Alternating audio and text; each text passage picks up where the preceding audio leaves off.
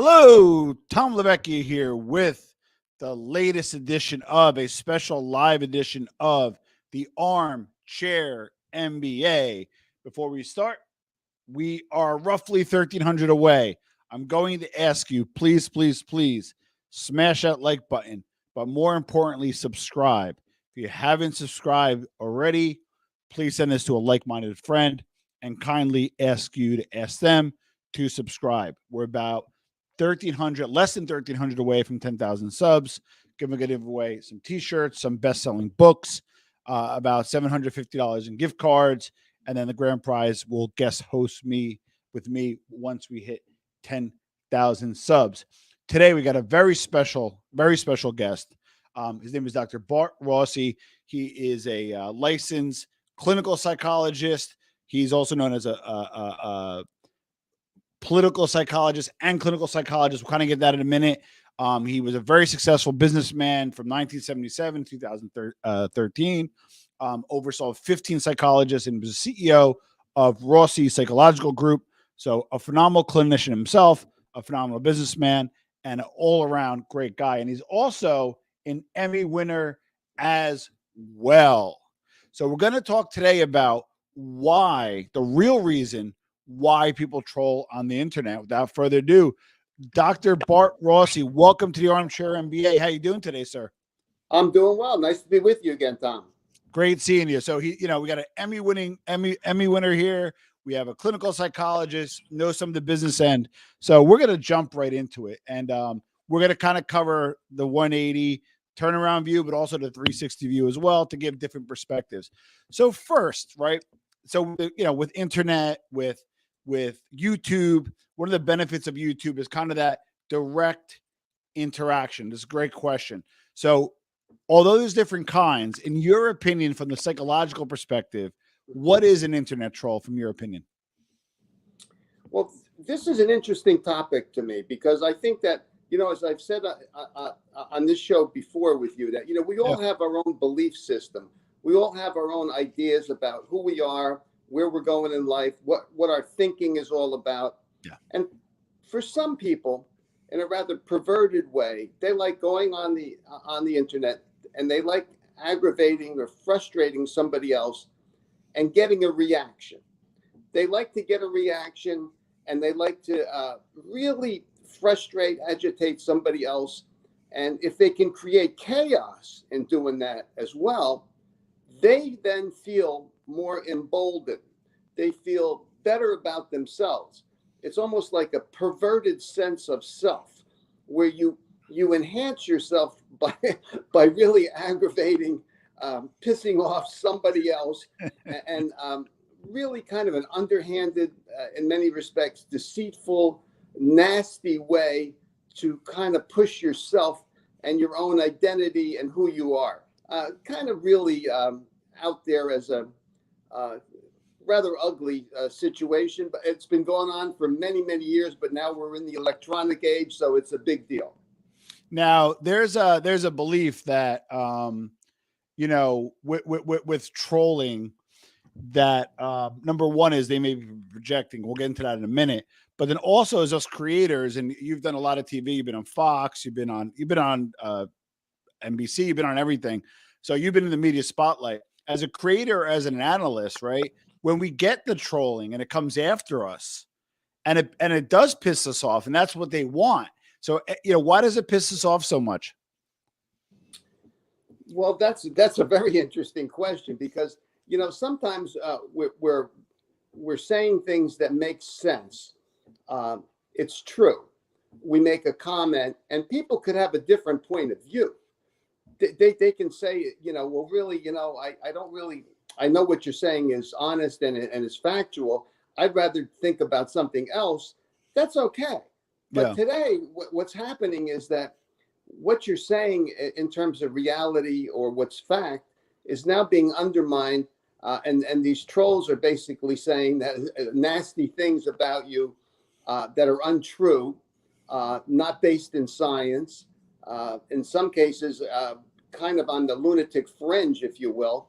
So it really does bother you when you hear things. I mean, people differing with you that's one thing. I mean, husbands and wives differ. I mean, we have differences all the time, but now it seems that it does have a profound negative effect on people because they're trying to say something that makes sense, and in many respects it does, but the other side or someone is really trying to undermine a sensible thought, let's say. Okay, so I tend to I'm a free speech guy. I believe in the First Amendment. I myself, I tend to delete less comments. I tend to allow criticism. I like to engage. Maybe I can give a different opinion, that kind of stuff, right? So and it's interesting enough is I got messaged by a troll recently, and she sent me something, and it turned out that, you know what, it was true. And it was against me, and it was true. Meaning what was said. What it was she was defending me against somebody else, and that person was saying something untrue. But what I'm getting at is there is some level of, free speech, pushback, and truth, and then there's just straight up trolling to get a rise out of that. From the clinical perspective, right? Psychological perspective, what's that delineation? What's that firewall? Well, that's a really big question that you're asking, Yeah. and for me also, I think your viewers and your listeners should know that I'm a big, First Amendment. I'm also a big Second Amendment person. Yes, I am too. I was very big into archery. I like shooting. I don't like semi-automatic assault weapons, but that's another story. I believe in First Amendment. I believe in Second Amendment. But as a psychologist, I think that we're getting into this zone today where that's different than it used to be. It used to be where people really could go at each other on an issue, whether it's even if it's a relationship issue, what you should do, what you shouldn't do, the pros and cons, dating, politics. It used to be there were two parties and with different philosophies on how to really solve particular problems. Correct. And now it seems that as we get back to trolling here, it seems that what we're witnessing in this electronic age is that people really are not interested in real facts on one side and real facts on the other side and coming up with a compromise or something that makes sense. It's almost like if someone says something, the other side or somebody who wants to agitate you will say something ridiculous, or as you just said, go over the line and attack you, as you just said about yourself. Yeah. They'll say, well, you don't really know what you're talking about. You're not really qualified, or, I'm qualified because of some bizarre reason. and we're really over the line and not into fact. You see this whole thing in the pandemic. It's hard for me to accept people who do not want to believe in science. They want to go anti-science. I kind of have a lot of trouble with this, but it's been there for a long time. It's probably going to continue. But you're right about the line, and I think the line is when we get away from looking at different philosophies, different real solutions to problems. You could be more conservative. You could be more on one issue, more progressive on another issue.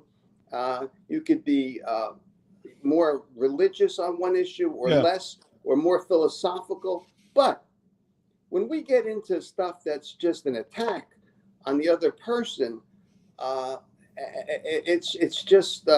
You and I did a podcast on being Italian American and some of the issues that have gone on with that. People still have views. Some of these white supremacists, they people think that they don't like.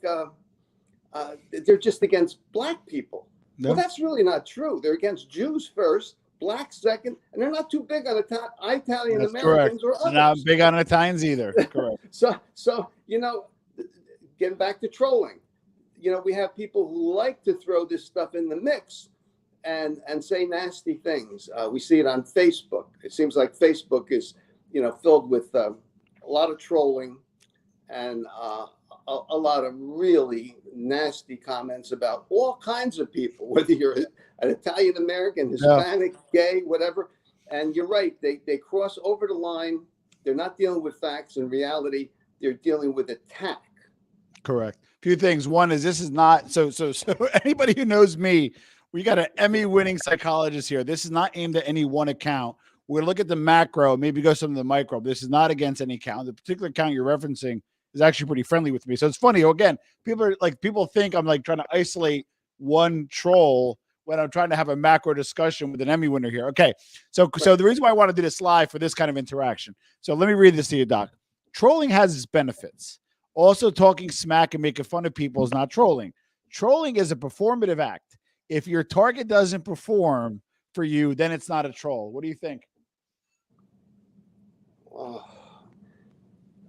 I'm not sure I really totally. I mean, you know what it is. I think it's more like some people. Again, like there's a little like I see a black line between you and I, right? So like say this side is, it's constructive criticism and a little bit of a performance art and to get a rise out of you. And then there's the other side is you're just being an asshole, you know. So I guess some people is that justification in their mind, or are they telling the truth? Well, no, I think what you said there is when you use the term constructive criticism, that's good. I mean, it sounds simplistic now that you said it, but I think it's powerful because, okay, you can troll and you can try to get back at somebody, hit somebody hard for what they said online or who they are, and you can be trolling in the sense that you're trying to be pretty constructive. Maybe you're a little bit nasty, you're a little bit hot. You want to make a point. I think that we could all accept that. I think we have problems with trolling, and this is where you're going with this. Yeah. Where we have problems is what you said before about when we go over the line. Yeah. I mean, if I say something to you, or I'm doing some trolling and I'm trying to get back at you or hit you hard for something, well, you know what? That's okay. You should be able to take it. I can take it. People have said all kinds of things about what my thoughts about being a psychologist or a political psychologist. That's okay. I mean, I won an Emmy because I did a show. I did a show on Bernie Madoff and what kind of a person would do that. And I also wrote the script for Bridgegate and why, what is believable. Okay. Yeah. Well, people could criticize what I said about that. Correct. Somebody must have liked it because we actually won an Emmy. But the truth is, that's okay with me. You can hit me hard on what I said about Christie. You can hit me hard about what I said about Bernie Madoff. You could criticize. But to your point, when they go over the line and they say, I don't know what I'm talking about, or that's stupid, or you're wrong when I know I'm right, then that's really kind of foolish. Okay, now I'm going to share some profiles of different types of trolls and give you a quick background. And I like the psychological kind of differences between each. And I'm not talking about a justification, but you do need labels sometimes, and you do need to designate, right? So I want to go through different troll types, right? So hold on. Let me just see. Okay. So number one is the why is this news troll? Why do I care troll? Who are you to talk about this? What's going on in that person's head? You mean criticizing you, for example? Yeah. So this type of troll, they want to say that, you're not worth talking about. This subject could be anything: politics, coffee, your own family. Why is this news? Yes, even if it is news, like us, like today. Why are you talking about this? Who are you to talk about this? Why is this? They call it the why is this news troll? So what's going on with that particular individual? That's another good question. Yeah, I think because what's happening with people is they really want to question everything and anything. And here's my point on this one. A lot of folks think by being overly suspicious and hyper sensitive and very vigilant and questioning that they appear smart. Who are you to say this? And why are you saying this? Or why is this even an issue for me? Well, you know what? There's a lot of issues out there that we should be talking about. Agreed. And if someone thinks that they're being overly smart because they're overly suspicious, Yes. they really ought to go someplace else. I mean, psychologists have talked about paranoia for a long time. Yeah. I'm not talking about straight paranoia. I'm talking about people who are, they think that they're better than the other person because they're so suspicious. They could see things that maybe other people don't see. Well, that's a lot of BS. Let's Yeah. just hit the issue, talk about it. How about a real debate on anything? We could talk about anything and make it a real debate. Why be overly suspicious and sensitive and demeaning? Why? Well, the next troll, you kind of like get a nice little segue, thinking you're better. The next one is called the highbrow troll. The highbrow troll thinks they're better than the person, but there's some clues that they're not. Instead of saying, hey, as featured in the New York Times, they'll just say as featured in the Times because they're highbrow, but they leave clues because they'll spell they're wrong. THEI, EIR versus THERE, but they leave kind of a clue, a grammatical error, etc., but under the auspice that they're more intelligent. That is called the highbrow troll. Walk us through the highbrow troll, Doc. Well, the highbrow troll to me would be, as you're saying, someone who believes that they're pretty much smarter than everybody else. Yeah. And that they're really going to basically say that I don't care who the hell it is that's up there talking about this issue. I know more than that person, and I know better than that person. It may not be that they know more, but they know better on most everything. Correct. When it comes to everything and anything, the highbrow knows more, is better, and will troll in that regard. With that frame of reference, they're trolling. That's true. And this is good. Alan Blue, the troll may know the subject better than the content speaker who may be way off. Just because a mic is in front of them or him doesn't mean that it's authority. And Doc and I can speak for us. That is true. Just because you have a platform or you're on media doesn't make it correct. That's why you need to have authority or need to bring an expert in. That's why I'm bringing an expert in. So the truth of the matter is, but there's a way to do it in a more productive fashion. I love this one. They call this, I call them the challenger, but they call this a wet blanket troll. If it's, you say black, I say white. I have somebody who's been trolling me for a while, and then I noticed them on another channel that like was kind of against me, and then they were trolling against them. The wet blanket troll is just somebody that, you know what, Doc, they're just fucking gonna always be annoying, and they're always just gonna like, again, Dr. Rossi is a psychologist. Well, why is he not a psychiatrist? Or, you know what, you should get the vaccination. No, you shouldn't. Like, I got the vaccine. I'm not getting the vaccination. Well, you're causing a public health crisis. The wet blanket troll, the challenger, just somebody who just always has a negative thing no matter what you say. What's the psychology of that particular individual? Well, this kind of person really has problems in life. In my view, they feel, if you really get them to admit it, which you probably won't, but they're looking at the world from the outside. They feel that they're on the outside looking in. They have a lot of problems adjusting, dealing with life. They're frustrated, as you just said so well in so many different ways. They're frustrated and agitated, so they're ready to attack anybody and anything, or any issue even, or for example, the media. The media is not telling the truth, or my mother-in-law is not telling the truth, or why are we even talking about these space things? What are we getting at? They'll hit anything and everything because they are frustrated with life. There's something missing there, and by attacking anything and everything, they feel a little bit more emboldened. Got it. This is my favorite, and I actually kind of like. They call it the meme reliant troll. They'll like take a picture of me and put it on like a cow, and it'll be dancing and like. But it's fucking funny. Like I actually, when I started getting troll, I considered it a personal honor. I'm like, Mom, I made it. But the meme reliant troll will kind of repackage what you're doing in a humorous way. Maybe possibly could be malicious or it could be tongue in cheek. But what do you think of the meme reliant troll that actually puts a little effort and creativity into it?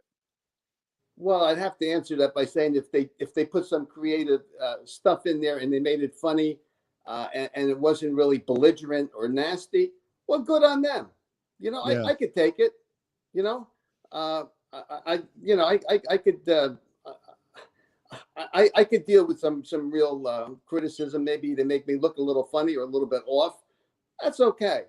I think getting back to what you said before about over the line, if someone wants to put your face on a cow and say that you're just as dumb as the cow or something stupid, then you're really going over the line, and you're doing stuff that's abrasive. And so I think there's a line there too. You can really be cutting and get back at people, and that's okay. We should be able to take it. Yeah. But at some point, it's ridiculous. So what do you do in this situation where somebody says another fake Dr. Phil, right? Again, maybe they didn't see your credentials. You had 50 clinicians under you. You've been on Fox. You've been on, NBC. You have an Emmy. You are, arguably, a very, not even arguably, a definitive stellar career. You wrote books about post 9/11. You're a best-selling author. You're clinically published. And yet somebody tries to minimize you by calling you a fake Dr. Phil. I don't know what that type of troll is, but what's going on in that person's head that just really try to be de minimis or minimize you in front of a large audience when you have an objectively strong career? Well, I'll give you an example of that. On CBS, where I was the political psychologist there for in Florida for over 8 years, somebody wrote an email, a very, very long email to the news director. And it must have taken him an hour to write this email because it was extremely long. Everything in there was negative about me. I didn't know what I was talking about. Yeah. My degrees had to be phony. I was not licensed, which I certainly am for many years, and all sorts of negative things, and that I didn't know how to speak. I didn't know what I was talking about, and that I had no right to be even talking about politics. And so to answer your question, this is someone who has their own rigid belief system, and wants to only look at things their way.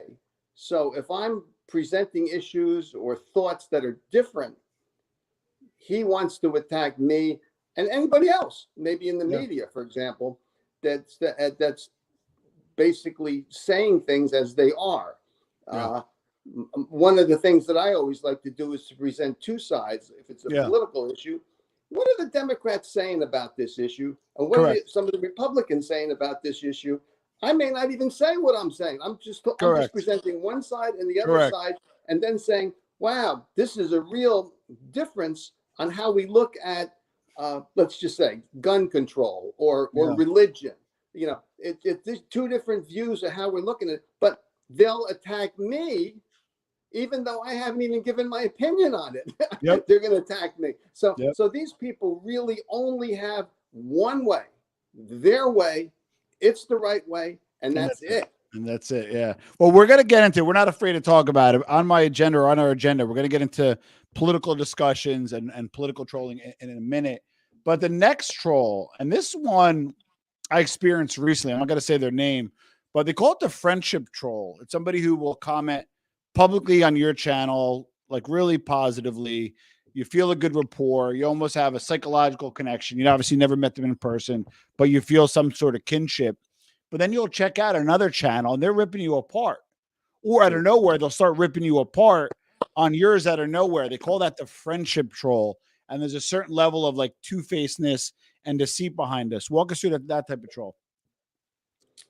Wow. Well, this is someone who's a hypocrite. This is, and we have, hypocrites have been around for a long time. We seem to see a lot more of them today. Again, we're in the electronic age, so we see a lot of everything. But you have people who are hypocritical. They say they're your friend. They treat you like a friend. And they go out and say nasty things, or they'll do nasty things to undermine you. Yes. And that's a person who, again, feels emboldened. They feel more secure about themselves by doing this manipulative behavior. And again, and this is manipulative. They're saying they're friendly on one hand, and on the other hand, they're undermining you. This is manipulative behavior, and they get a charge out of that. They feel better about themselves by kind of smacking you down, putting you down, smacking you down. It makes them think they're bigger. Okay, now this is probably my second runner-up. the broken record troll. Okay, so what I try to do is if I have to address something, I try to address it head on, right? And what I do is very similar to academia. I'm not very academic in nature, but business wise, academic wise, you kind of say, you know what, I'm going to address this particular issue on episode 10, right?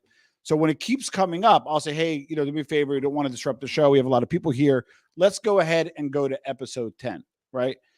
But the broken record troll has to keep bringing up that same legacy issue you have over and over and over and over. And it's not in the interest of addressing the issue. It's the interest of fucking up your show. So give us, I'm sorry, but the broken record troll has got to be that special kind of troll. Walk us through the broken record troll. Well, this type of person probably is fixated on one way, pretty much one way to attack, and one way to get back at you and attack you. And as you said, fixated because this is a way in their mind, maybe the only way that they feel that they can really and truly get you. Yeah. Maybe they're not, let's say, sharp enough to try to hit you from another vantage point. Correct. I mean, we could all be targets one way or the other. That's okay. But they're just fixated on trying to get back to you because they only have one real attack mode, one thought, one position that they want to get out there, and they want to get it out and open and get you at the same time. They're very narrow-minded, very rigid personality features, and very much in tune with only what they're thinking. Obviously, because it's a one-shop item here. Well, Mustache Pete, and I have no problem addressing this head on, actually. But how about people who passively aggressively troll like Tom? In my opinion, as a clinician, I'd say that has something to do with someone's inability to deal with conflict. Now, I actually personally believe that I got a lot better dealing with conflict over the years. Whenever I had a conflict, I would jump on people's show. I like to deal with a lot of things privately, which people don't like because it doesn't have that show value. But what do you think of a passive aggressive trolling? Well, first of all, when it comes to passive aggressive, let me just say what it is, okay? The best example, okay, of being passive aggressive is when you're at a stop sign and you see a couple kids walk across in front of you, and then they deliberately go very slow because they want to not let you go. Yeah. That's a really good example of being passive aggressive. They're really trying to piss you off because you're not even able to move the car because they're in the lane, they're in the walk lane, and they're being slow and nasty to you. That's really a good example, I think, of passive aggressive. And then if you take that out and you look at it in the real world in other contexts, there are people who like to do this. They like to really agitate and really make themselves get in the way of you. And by doing that, we get back to what we said before. They feel more emboldened. They feel a little bit better about themselves. They like pissing you off by doing this. They're getting in the way of you. And that's probably a good way of putting this troll in place, You're going to like this one, the existential void troll. And let me explain it. Ever count somebody online who carries endlessly bleak conversations, often appears hopeless, seems angry at the world? That an existential void troll in the wild, an existential void troll tweets, document the desperate searching for purpose and meaning of this life. Much like a wet blanket troll is a real downer, will make you want to scream like who hurt you and why. And you actually will feel empathetic to this person as they eviscerate you. Talk us about this type of troll. Well, it sounds like this is the kind of person who is really frustrated with the whole world, everything that's going on in it, and wants to strike out and is ready to strike out. Unlike the other troll, we're fixated. This is a non-fixated troll where we're talking about somebody who's really wants to go out there and hit on all cylinders, hit everything. The world is against them. Everything's screwed up. They're out there trying to say how miserable things are because they're really not satisfied with who they are, where they're going. And another case where, in all likelihood, this individual feels that they're on the outside of life looking Yes. in. They're not really in life. Yeah. And that could be dangerous though, psychologically, for other parts of their life. Well, it could be very dangerous. And if you look at the profile of shooters, people who have been violent shooters, Yes. they're younger, they're with a number of different traits.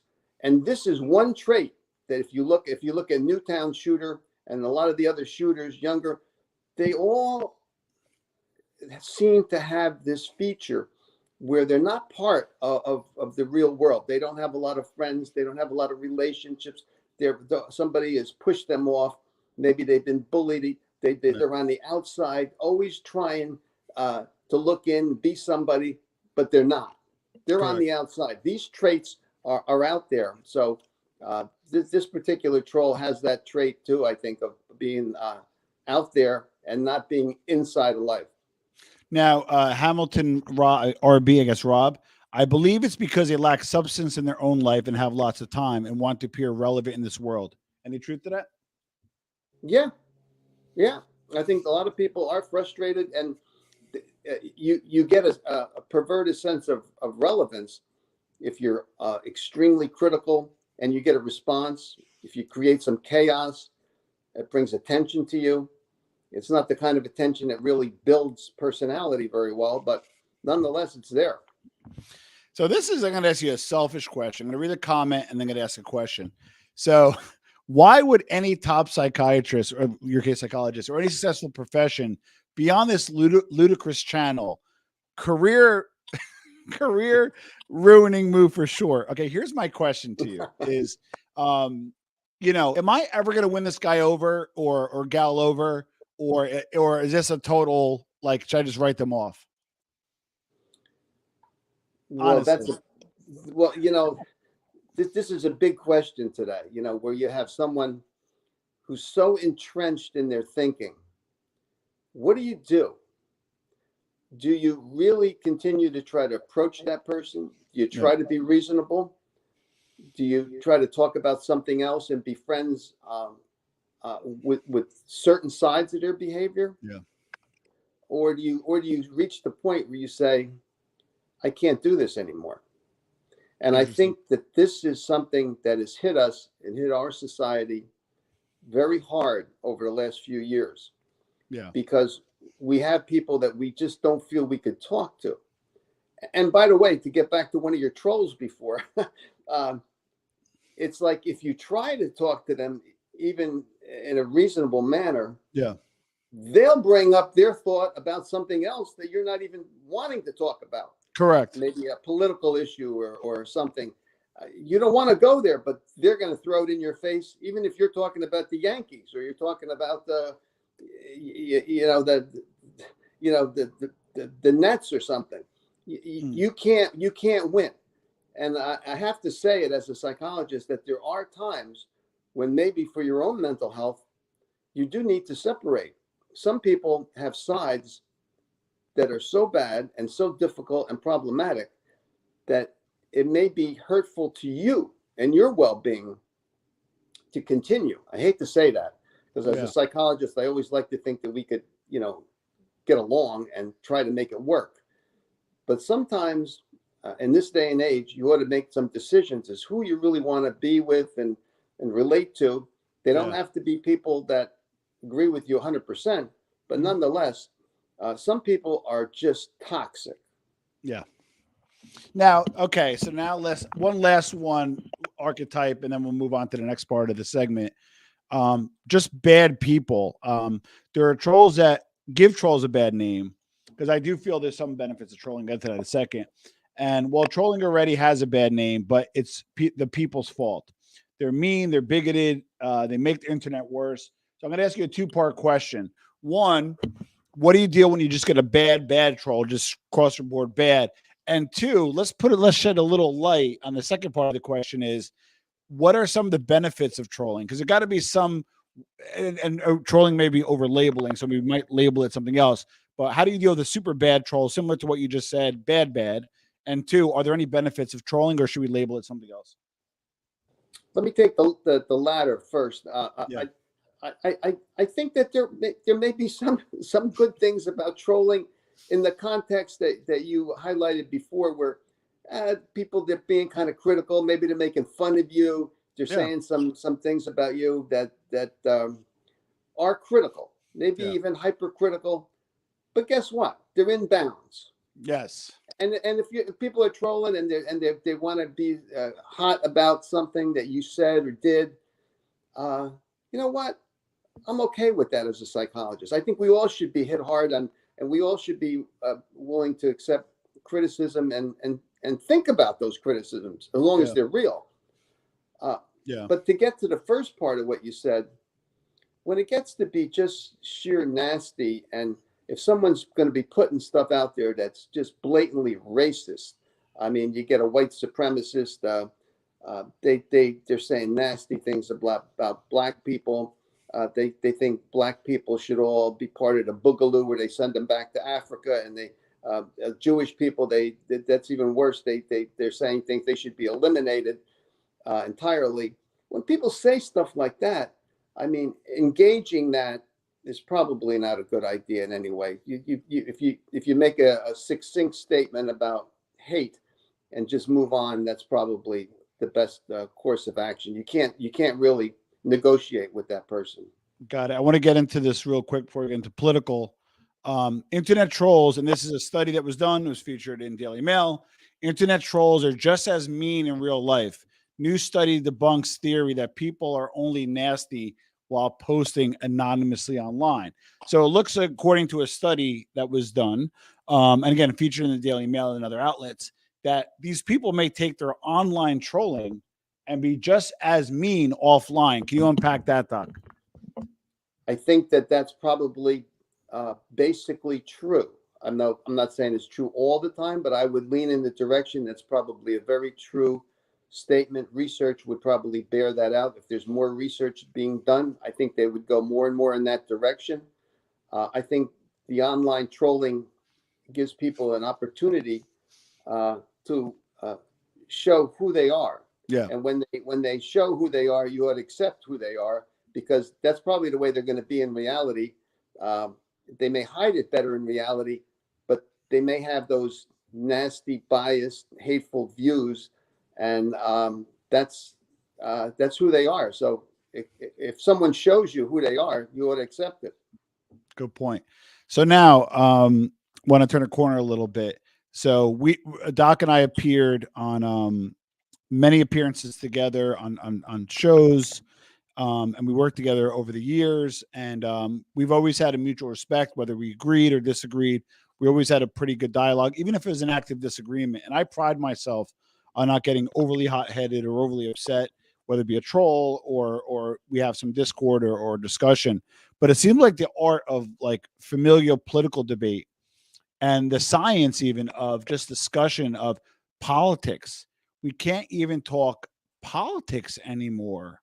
Like what's going on there? Because that's I think a bigger issue. Where I come from a political family, I'll own it, and we will have some pretty heated discussions. They're still family, I love them, but outside of family, it's hard, especially with the trolls politically. So let's talk about political trolls, and then also why is it so hard to have a meaningful political discussion these days? Well, I'm glad you asked this question. Yeah. You and I have had some good discussions. This is a good question. Yeah. For me, at this point in time, I would say this. We've had a political system for years where, for the most part, up until recently, there's a lot of differences. Yes.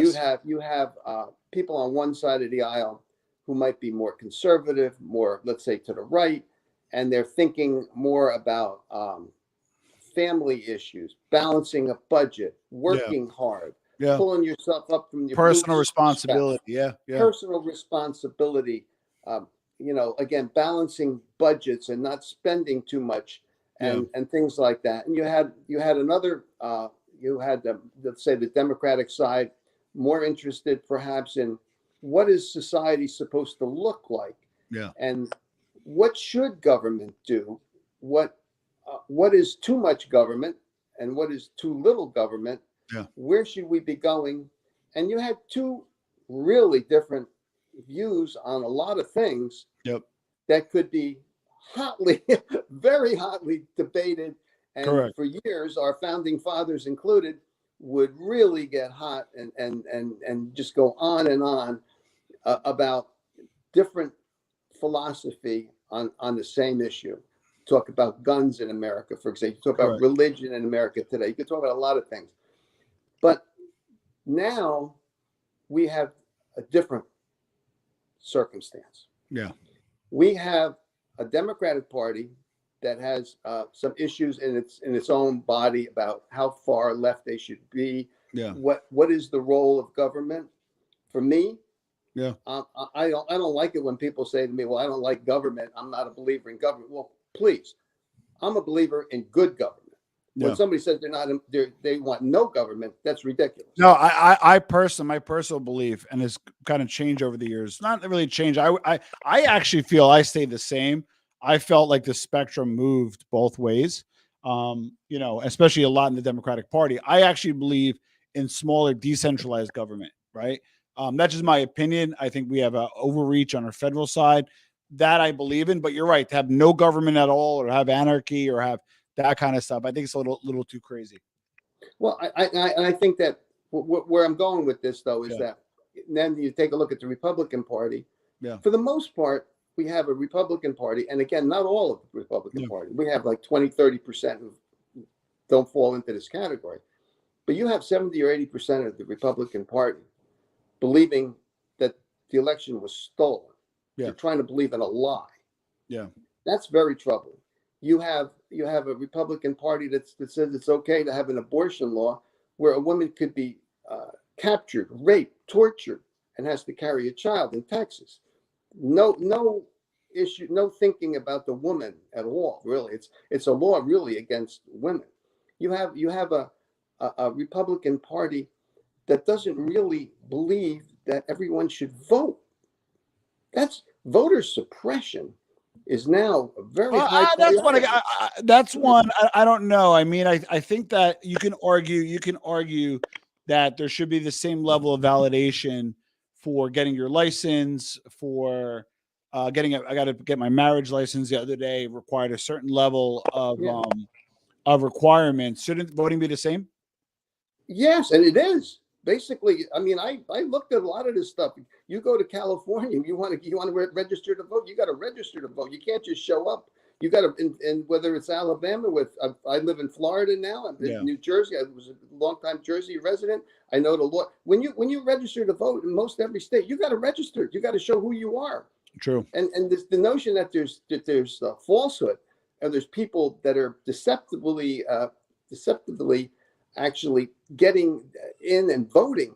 It's if it was true, that would be one thing, but it's not. It just doesn't happen.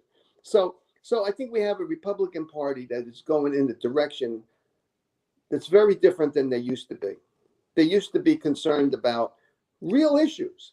Now we're talking about an election that was stolen. We're talking about people who were at this insurrection, but they weren't really conservatives. They were somebody else. It was a red flag. We have Republicans who are saying things that are really outlandish, quite frankly. And we have, Liz Cheney, and we have others in the party who really regret where the Republican Party is going, because the direction now is really more, I guess, to link it to what we said before, to nasty trolling. I mean, there's just nastiness and but in fairness, know, can we say something similar to the Democratic Party, where if you were like I'll be upfront, I am personally socially liberal. I believe in free speech. I believe in freedom of choice. I believe in I think the government. Yeah, I'm just socially liberal. I will own it, but I'm fiscally conservative, right? Right. Meaning, so that would typically fall under the classical Democrat, right? Now, this is just how I feel, and this in 2 cents will get you on the bus, right? Or that in a token will get you on the bus. I feel like I might have stayed the same, right? But I feel like the parties have moved. Is that fair to say if you were a classical Democrat? Oh, I think that there's truth to what you're saying. I really do, because I mean, take the Democratic, but let's hit them pretty hard here on this one. I mean, the notion that we should tax the rich, it's a terrible message that they're sending. Just tax the rich. Well, even people who aren't rich don't like that talk. It's Correct. just stupid talk. It's bad messaging. If they said, let's have everyone pay their fair share, and here's how we should do it, that would go a lot further than what the Democrats are saying now. It's almost like the Democrats are saying things that are nasty to people who are making an incredible amount of money. And they're right in a sense that people are making hundreds of millions of dollars and paying 5 or 10 or 12% taxes. That's really pretty ridiculous when you and I are paying 2 or 3 times. What do you feel about what do you feel about Kennedy? His archetype may be a Republican today. What are your thoughts, and what do you think about that? Like the JFK approach to well, the JFK approach was like trying to enhance government so it could be more effective. A war on poverty. Okay. The Jobs Corps, the Peace Corps. I mean, there's a lot that could be done to enhance government and the way we operate. Got it. It seems like we're not going in that direction right now. We're going only in hate. We're only going at each other. And if you're elected now, your job is not to compromise, but to only go hard line on what your thinking is. Well, how the hell would we have a constitution if we didn't have compromise? I mean, I got to compromise with everybody in my family. I got to compromise with I had a dog that I even compromised with my dog on how I acted with him. I mean, we all compromise. But it seems like in Washington, we don't have those two parties that are going at each other anymore. And then there's a compromise. We just have hate. And if you don't agree with my opinion on the far right or the far left, then I'm going to come at you. No, that's wrong. And it's not the way society should be. And your point about having the smaller governments, local government, that there's a good point there. But there's also a point that those local governments need a good federal government. Witness what's happening in Kentucky today. Correct. Kentucky cannot handle that tornado by itself. You need big equipment, big people, and a federal government to assist. There's no way that could happen on a local level. So you need, and for many other reasons, you need a good federal government and a good local government. Real quick, BK, he was in the middle of speech. I wanted to be respectful towards him. Somebody try to come in the waiting room. You're welcome to come back on. We're gonna be wrapping up soon. So if you want to come on and ask live some questions, you're welcome to. Just have two criteria. So Mike, before I let you in, there's just 2 criteria: respect, no cursing, respect to Dr. Rossi, and then second, no mention of other creators. So if those 2 things are satisfied, we could have a good discussion. No yelling and screaming, and do it productively. And I guess this is Mike BK. You're on with Dr. Rossi and Tom Levecchia. How you doing, Mike? How you doing? I got one thing to say to one of these guys in the chat. S. Cameron, yo, my nuts are fucking hanging from you swinging on them all day. Hey, Mike. I understand you're upset. We want to have a good, fruitful discussion. Do you have anything to ask Dr. Rossi? No. I'm here to address David. Oh, God. All right, Mike. Have a good one, buddy. Have a good one. All right. Sorry. Again, I guess, you run these risks when you go live, and I guess it's kind of the nature of the beast. But here's the thing, though, right? So you shared your opinion on some stuff, right? And I know you for a long time, and you are a First Amendment guy, but you're also a Second Amendment guy, right? Which normally and historically would be consistent with the right? Do people seem to get like mad when they have you as a CNN like tinfoil hat guy? And I know you have your political beliefs and you align to certain beliefs. You're not a fence sitter, But if they knew your true politics, I think they would be more open-minded. Why are we trying to minimize you, and just kind of write you off because you say one or two things? How can we get people to keep an open mind, and why are people trying to minimize you? Well, people want to minimize me or anyone really who wants to make a statement that does not go along exactly with what they're thinking. When it comes to gun control, I am for sensible gun control. Yeah. But that does not mean that I am against the Second Amendment. I don't want the person next to me who's drunk, who's had two DWIs and was almost convicted for burning the dog in the backyard, walking out and getting a semi-automatic assault weapon when there's kids walking around. Yeah. I don't want that. I mean, and if there's going to be a change, well, that's got to be gun control change. The gun control does not mean elimination of your right to have fun and enjoy a gun. I was also an expert in archery. I was a very good shooter. Nice. So I have a real good sense of this. But again, when you take things to the extreme and you have people, and I looked it up in almost all states, you can get DWI after DWI and you can still go out and buy a gun.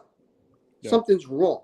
The only difference is that if you cause a deadly accident and you're criminally charged, then you might have trouble getting a gun. But there are many, many cases where people are drunk, they're on drugs, they're charged with domestic violence, they have restraining orders against them, and they're out there burning dogs and cats. They're not convicted, but it's close to being a conviction. We know that there's a lot of problems with this individual. They can still buy a gun. Something's wrong. Something's wrong with this picture. Well, let me ask you this, Dr. Rossi, do you feel trolling on the internet is a product of people venting who would normally not be so inclined to do so in person? In some ways, that's true. I do. I think people believe that they could get away with it on the internet. And I also believe that if they get caught on the internet, maybe it's not going to be so bad for them. They can just kind of write it off or get out of it easier. They don't want the personal confrontation on something. Yeah. And maybe they're also afraid of the personal confrontation because they only want to think of things their way. We're just talking about gun control. They don't really want to have a discussion about it. They just want to say they're not for any of it. Yeah. Good point. All right. So I got to find it. The show that him and I used to appear on, I think I predicted that Trump was going to win the nominee. So I'm going to find it. I'm going to share it and show you that I'm usually right 1 out of a million times. So you make good sense on many of the points. Over the years, you've made very good sense. And you also have a knack of being fair and critical, which I like. And that's why I like being on your show. Thank you. So very important. Rubber meets the road. Who's going to get the nomination, vice president, president for the Republican Party? Shoot, Doc. I have my opinions, but who do you think? Well, first off, it's too early. Making prognostications now, a lot of things can happen. And I do think there will be a lot of things happening based on how I see politics and legal issues. And I don't believe Biden will run again. I said that from the beginning. And I'm one of those who don't think Trump is going to run again. He may be playing his cards to get his most attention right now. I don't think he's going to be the nominee.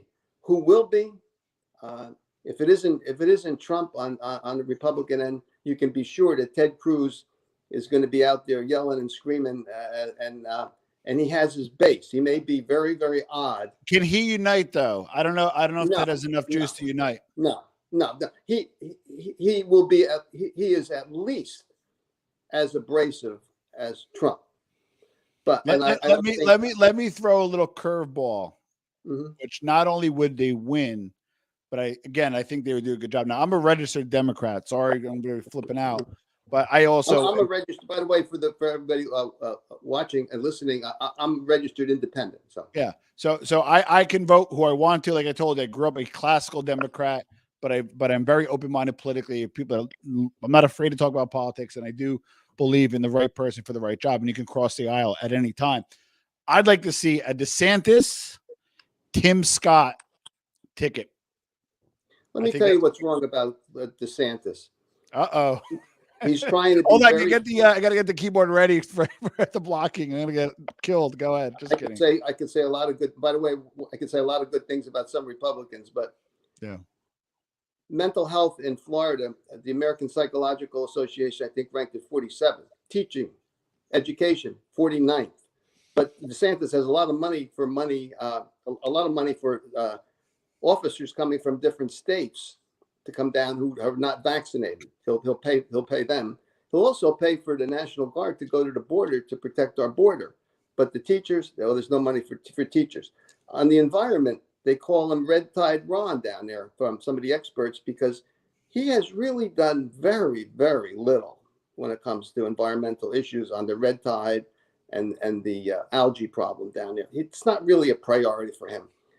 And on mandates, this one really bothers me. The shipping industry out of Florida wanted to mandate that everybody going on their ship had to have a vaccine.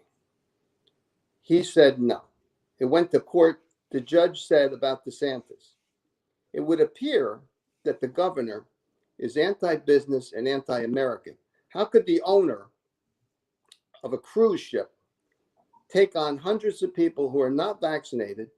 If there's an outbreak, the ship has to return to port, the business is lost, and the people who are working don't have a job. So he lost in court. And what he really said is he's for freedom, but he's not for your freedom, Tom. If you own the shipping company, you don't have the freedom to make a decision that's in your best interest to put your cruise ship out in the ocean. Doesn't make any sense. Doesn't make any sense at all to me. So there's a lot of criticism going his way on a lot of issues. He's trying to be a junior Trump. And I think you're right in the sense that he may be attractive to the Trump base, but how he will wear out there in the public in 49 other states, I question that. Well, so I guess what makes him attractive is in terms of, again, I'm going to talk about numbers, right? So you can argue his handling of the pandemic was much different than talk about a decentralized government, right? You have a choice to live where you want to live, right? So he decided to handle it a certain way. In terms of outcomes, they were very similar versus other states that had mandates. So I don't agree or disagree. I'm just saying I'm talking about facts. Let me respond to that to some extent, but the numbers don't really go his way very well. Take California, which he's criticized. Over the last year, more than a year, number one in the lowest rate of the virus. Number one is California. Forbes, I think, or one of the business magazines said the least impact for business by state when it comes to the pandemic, California. $84 billion surplus in California. Where is the governor going to be putting most of that surplus? Back to businesses who suffered during the pandemic. People who did not. I wouldn't call Newsom business friendly, Doc. I can't lay you off the hook on that one. The people. Well, I'll tell you what. The proof is in the pudding. People who did not like what he did during the pandemic, who were business people, ended up voting for him and supporting him after they hated him for what he did. They realized that what he did do brought the virus down. It helped them. It helped them get these loans. And now there's a surplus and they're going to get more money back. So there are people let me ask you this. Okay. And before we wrap up, if you have any questions, put it below and then we're going to wrap up soon. So I wanted my daughter to sign up for a course, right? And you play in Italian, right? And I called a local school that was in town. The lady answers, very nice Italian lady from Italy. And I said, hey, I want to sign my daughter up for playing in Italian. She goes, oh, we're only virtual. So I said, oh, okay. I said, when are you going live? Because I can imagine. I'm a business owner as well. I got crushed with the pandemic. I said, when are you going live? She goes, well, I had to shut down my location. We're only doing virtual in New Jersey. And the trigger point was New Jersey, right? I said, oh, okay. You have another installation? She goes, yeah, I got one in Florida. She goes, it's 7 times the size of the one in New Jersey. And our business has increased tenfold since the pandemic. So what frustrates me as a business owner, and this is as a business owner, is you have 2 different states with the same business and one thriving and one going out of business. And I heard the pain in her voice, and as a business owner, that resonated with me. Now I'm going to be upfront. I do believe that mitigation efforts were justified. I do believe you need mitigation. I do believe you need social distancing. I believe that, for the greater good, you should get the vaccine, especially if you are, and again, follow the science, if you're a protected population, if you're elderly, if you have any comorbidities, and so forth, right? So there's science behind all of this, right? But what frustrated me in that particular conversation is that she lost her business in one state and thrived in another. So I believe in having mitigation and all these things, but when it affects businesses to the point where they go out of business, is that overreaching? Well, I don't know about overreaching. I don't know if you could make it that clear. I think you're making a good point, but there are businesses in Miami. The mayor of Miami Beach said that it appears that DeSantis is best friends not with the people in Florida, but the virus, because my business people down here, but my people down here are suffering. My business people are suffering because he is not doing anything. So there's criticism all the way around, but you're making a good point about businesses suffering. In California, it happened too. In other states, it happened where businesses shut down. They really had to go through a very difficult time. That's true. It is frustrating. Your exasperation that you're expressing here is true. But the other side of the coin is, again, those people in California and some other states, they're pretty happy that they at least got out of this. They got money they got loans, and now they're getting some more money because there was a surplus in California. Florida, there's no surplus, and it doesn't seem like there's a lot going on for some of those businesses who really suffered in Florida. DeSantis is not talking about those businesses that went under, or Miami area, Dade County, that suffered a lot. So, it goes all the way around this whole pandemic problem. Well, hold on. I want to respond. Fistful of Trumpism. I know Dr. Rossi for a long time.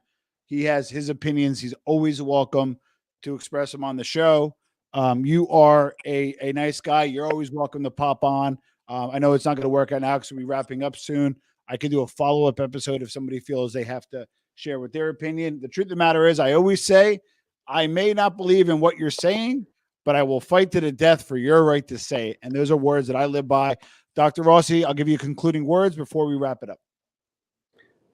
My only conclusion would be, there's a famous word in German. It's called Schadenfreude.